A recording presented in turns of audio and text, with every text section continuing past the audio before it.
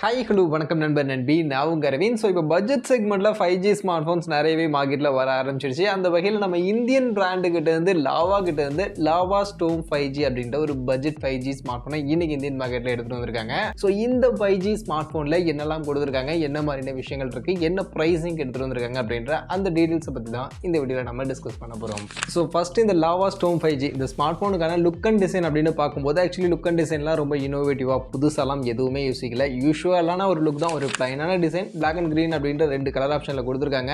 So look புதுசாக இல்லை அப்படின்றத கூட அட்ஜஸ்ட் பண்ணிக்கலாம். ஆனால் மொபைலுடைய வெயிட் அண்ட் திக்னஸ்னு பார்க்கும்போது 214 கிராம்ஸ்க்கான வெயிட், 8.9 mm திக்னஸோட ஒரு பல்கியான ஸ்மார்ட் ஃபோனை எடுத்துகிட்டு வந்திருக்காங்க.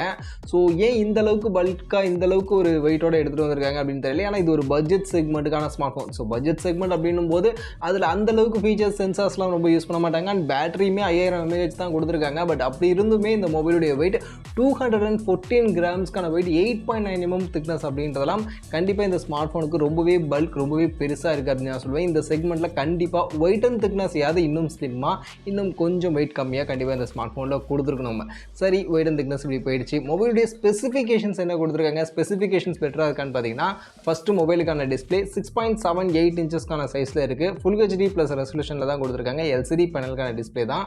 அண்ட் அதை சப்போர்ட் பண்ணுறதுக்கு 120 ஹெர்ட்ஸ்க்கான ரெஃப்ரெஷிங் ரேட்கான சப்போர்ட் கொடுத்துருக்காங்க. இதை தாண்டி டிஸ்பிளே பற்றின பெரிய லெவலான இன்ஃபர்மேஷன்ஸ் எதுவும் இங்கே நமக்கு இல்லை. அதே மாதிரி மொபைலுடைய பேட்டரின்னு வரும்போது நான் சொன்ன மாதிரி 5000 mAhக்கான பேட்டரி கெப்பாசிட்டி தான் கொடுத்துருக்காங்க. பட் அதை சார்ஜ் பண்ண 33 வாட்ஸ்க்கான சார்ஜிங் கொடுத்துருக்காங்க. ஸோ இது ஓகே. ஏன்னா இந்த செக்மெண்ட்டில் நிறைய பேர் 5G ஸ்மார்ட் ஃபோன் அப்படின்னும் போது 18 வாட்ஸ் தான் கொடுக்குறாங்க. பட் இவங்க 33 கொடுத்துட்டாங்க அப்படின்றது ஓகே, ரீசனபிளாக இருக்குது. அதே மாதிரி பர்ஃபார்மன்ஸ் அப்படின்னு வரும்போது எல்லாரும் யூஸ் பண்ணக்கூடிய ப்ராசஸர் தான் மீடியாடெக்கோட Dimensity 6080 அப்படின்னு சொல்லக்கூடிய இந்த ப்ராசஸர் யூஸ் பண்ணியிருப்பாங்க. இது கிட்டத்தட்ட 4.2 லேக்கான AnTuTu வரும் அப்படின்ற மாதிரி கிளைம் பண்ணுறாங்க. அண்ட் இந்த செக்மெண்ட்டுக்கு ஓகே தான், ஓரளவுக்கு ரீசனபிளான பர்ஃபார்மன்ஸ் கொடுக்கக்கூடிய ஒரு 5G ப்ராசஸர் தான். ஸோ அதனால் அதெல்லாம் பிரச்சனை இல்லை, ஓகே, இது கொடுத்த வரைக்கும் நல்லது தான். அண்ட் அதோட இதில் LPDDR4X அண்ட் UFS 2.2க்கான ஸ்டோரேஜ் சப்போர்ட்டும் இருக்கும். ஸோ இந்த செக்மெண்ட்டில் UFS 2.2லாம் இருக்குது அப்படின்றதெல்லாம் இந்த ஸ்மார்ட் ஃபோனுக்கு பாசிட்டிவாக தான் இருக்குது, அதில் பிரச்சனை இல்லை. அதே மாதிரி மொபைலுடைய கேமரான்னு பார்க்கும்போதுமே ஆக்சுவலி பின்பக்கம் 2 கேமரா கொடுத்துருக்காங்க. பட் 2 கேமராவுமே ஓரளவுக்கு யூஸ்ஃபுல்லாக கொடுத்துருக்காங்க. பிரைமரி 50 மெகா பிக்சல், இது போக சப்போர்ட்டிவ்க்கு 2 மெகா பிக்சல் கேமரான்னு கொடுக்காம 8 மெகா பிக்சலுக்கான அல்ட்ராவைடாக கொடுத்துட்டாங்க. ஸோ அந்த வகையில் ஹார்ட்வேர் லெவலில் 2 கேமராவும் நல்லா இருக்குது. பட் ஆனால் அதோட பர்ஃபார்மன்ஸ் எப்படி இருக்கும் அப்படின்றது அஃப்கோர்ஸ் நமக்கு தெரியும். லாவா அப்படின்னும் போது ரொம்ப பெஸ்ட்டாக எதிர்பார்க்க முடியாது தான். ஸோ பட் கேமரா 50+8 கொடுத்துருக்காங்க அப்படின்றது ஓகேவாக இருக்குது. அண்ட் முன்பக்கம் செல்ஃபியுமே 16 மெகா பிக்சல் செல்ஃபி கொடுத்துட்டாங்க. ஸோ யூஸ்வலாக எல்லாரும் 8 மெகா பிக்சல் தான் கொடுப்பாங்க. பட் இவங்க 16 கொடுத்துருக்காங்க அப்படின்றது okay.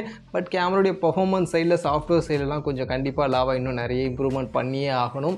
So 50 mega pixel 16 mega pixel camera கொடுத்துட்டாங்க அப்படின்றதுனால இது கேமரா பர்ஃபார்மன்ஸ் பெஸ்ட்டாக இருக்கும் அப்படின்னு நான் கண்டிப்பாக சொல்ல மாட்டேன். கேமரா கொஞ்சம் நார்மலாக தான் இந்த ஸ்மார்ட் ஃபோனில் இருக்கும். இது போக side mounted fingerprints camera கொடுத்துருக்காங்க.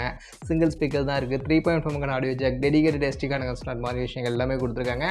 Android 13ஓட நீட்டான ஒரு ஸ்டாக் ஆண்ட்ராய்ட், க்ளீனான ஆண்ட்ராய்டாக தான் இருக்கும். ஸோ உங்களுக்கு ஆட்ஸ் அண்ட் ப்ளாடோஸ்லாம் எதுவும் இல்லாத ஒரு UI தான் இது இருக்கும். ஸோ அந்த விஷயங்கள் எல்லாமே இந்த ஸ்மார்ட் ஃபோனில் பாசிட்டிவாக தான் இருக்குது.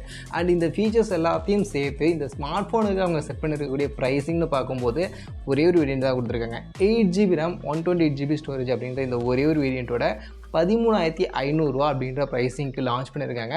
பட் இன்ட்ரோடக்ஷனரி ப்ரைஸாக கார்டு ஆஃபர்ஸ்லாம் அப்ளை பண்ணி வாங்கும்போது 12,000 இந்த ஸ்மார்ட் ஃபோன் வாங்கிக்க முடியும். 1,500 டிஸ்கவுண்ட் பண்ணி 12,000 இந்த ஸ்மார்ட் ஃபோன் வாங்கிக்க முடியும் அப்படின்ற மாதிரி சொல்லி ஆக்சுவலி இந்த லாவா ஸ்டோம் 5G இப்போதைக்கு லாவா லான்ச் பண்ணியிருக்காங்க. ஸோ இந்த ப்ரைஸ் செக்மெண்ட்டுக்கு இந்த ஸ்மார்ட் ஃபோனில் இருக்கக்கூடிய ஃபீச்சர்ஸ் இது எல்லாத்தையும் வச்சு பார்க்கும்போது ஆக்சுவலி இந்த ஸ்மார்ட் ஃபோன் ரீசெண்டாக ரியல்மி கிட்டேருந்து வந்த ரியல்மி C67 மாதிரியான அந்த ஸ்மார்ட் ஃபோன்ஸுக்கு காம்படிஷனாக கிட்டத்தட்ட அதுக்கு ஈக்குவலான ஸ்பெசிஃபிகேஷனோட அதுக்கு ஈக்குவலான ப்ரைஸிங்கில் தான் லான்ச் பண்ணியிருக்காங்க. பட் ஆனால் பார்க்கும்போது அந்த Realme smartphone and Moto கிட்டேருந்து மோட்டோ G54 5Gலாம் பார்த்தீங்கன்னா இதை விட பெட்டரான ஸ்பெசிஃபிகேஷன் ஆக்சுவலி இந்த செக்மெண்ட்டில் இருக்குது. ஸோ அப்படி இருக்கும்போது அவங்களுடைய பிராண்ட் வேல்யூவை கம்பேர் பண்ணும்போது கண்டிப்பாக லாவா இவங்க கொடுத்துருக்கக்கூடிய ஸ்பெசிஃபிகேஷன்ஸ் அண்ட் ஃபீச்சர்ஸ்க்கு இன்னும் ப்ரைஸிங் கொஞ்சம் கம்மியாக செட் பண்ணியிருந்தாங்கன்னா நல்லா இருக்கும். அட்லீஸ்ட் இவங்க 8+128GB அப்படின்ற அந்த வேரியண்ட்டுக்கு போகாமல் 6GB 128GB அப்படின்ற வேரியண்ட்டை அவங்க மேக்ஸிமம் வேரியண்ட்டாக செட் பண்ணியிருந்தாங்கன்னா கூட ஓரளவுக்கு ஓகேவாக இருந்திருக்கும். ஸோ அந்த 6+128GB வேரியண்ட்டோட 11,000 இல்லை 10,500 மாதிரியான ப்ரைஸிங் செட் பண்ணியிருந்தாங்கன்னா இந்த ஸ்மார்ட் ஃபோனுக்கு கரெக்டான ரீசனபிளான ப்ரைஸிங்காக இருந்திருக்கும் அப்படின்னு அப்படின்னு நான் நினைக்கிறேன். இது போக 4+128GB வேரியண்ட்டையும் இன்க்ளூட் பண்ணி அதை அண்டர் 10,000 செக்மெண்ட்டுக்கு எடுத்துகிட்டு வந்திருந்தாங்க அப்படின்னா கண்டிப்பாக இந்த ஸ்மார்ட் ஃபோனுக்கு அது செம ஒர்த்தா சூப்பரான விஷயமா இருந்திருக்கும். பட் எப்போவும் எல்லாரும் பண்ணுற ஒரு விஷயம் அந்த 8GB ரேம் அப்படின்ற ஒரு விஷயம் அது அட்ராக்ஷனாக இருக்கும், நிறைய பேர் வாங்குவாங்க அப்படின்றத ஃபோக்கஸ் பண்ணி அந்த 8GB ரேம் அப்படின்றத இன்க்ளூட் பண்ணி ப்ரைஸையுமே கொஞ்சம் அதிகமாக செட் பண்ணியிருக்காங்க இங்கே லாவா. ஆக்சுவலி இந்த ஸ்மார்ட் ஃபோனுக்கு 8GB ரேம் தேவையான்னு கேட்டிங்கன்னா தேவையே இல்லை. இந்த ஸ்மார்ட் ஃபோனில் இருக்கக்கூடிய ஃபீச்சர்ஸ் இந்த ஸ்மார்ட் ஃபோனில் இருக்கக்கூடிய அந்த பர்ஃபார்மன்ஸுக்கு 8GB ரேம் உங்களுக்கு யூஸ் ஆகாது. இது போக 8GB எக்ஸ்ட்ரா வேறு கொடுப்பாங்க அந்த எக்ஸ்பேண்டபிள் ரேம், அதை யூஸ் பண்ணும்போது 16GB நீங்கள் எடுத்துக்கலாம்னு சொல்லுவாங்க.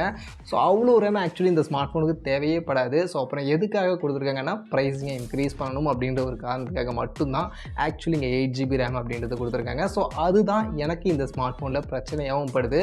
ஸோ இந்த 8+128GB வேரியண்ட் இல்லாமல் 4+128GB வேரியண்ட்டோட அண்டர் 10,000 ரூபாய்க்கும் 6+128GB வேரியண்ட்டோட ஒரு 11,000 மாதிரியான செக்மெண்ட்டுக்கும் 8+256GB வேரியண்ட்டையும் எக்ஸ்ட்ரா கொடுத்துருந்தாங்கன்னா கூட ஓகே, அந்த வேரியண்ட்டை ஒரு 13,000 மாதிரியான செக்மெண்ட்டுக்கு கொடுத்துருந்தாங்க அப்படின்னா இந்த ஸ்மார்ட் ஃபோனுக்கு கரெக்டாக இருந்திருக்கும் அப்படின்னு நான் நினைக்கிறேன். மற்றபடி இப்போ பார்க்கும்போது லாவா பிராண்டுக்கிட்ட இருந்து இன்னொரு 5G ஸ்மார்ட் ஃபோன் அப்படின்ற அளவுக்கு தான் இருக்குது. ரொம்ப இம்ப்ரெசிவான ஒரு 5G ஸ்மார்ட் ஃபோன் அப்படின்ற மாதிரி எனக்கு எதுவும் தோணலை. உங்களுக்கு இந்த ஸ்மார்ட் ஃபோனை பற்றி என்ன தோணுது அப்படின்றத இப்போ நீங்கள் கமெண்ட்ஸில் வந்து ஷேர் பண்ணிக்கங்க.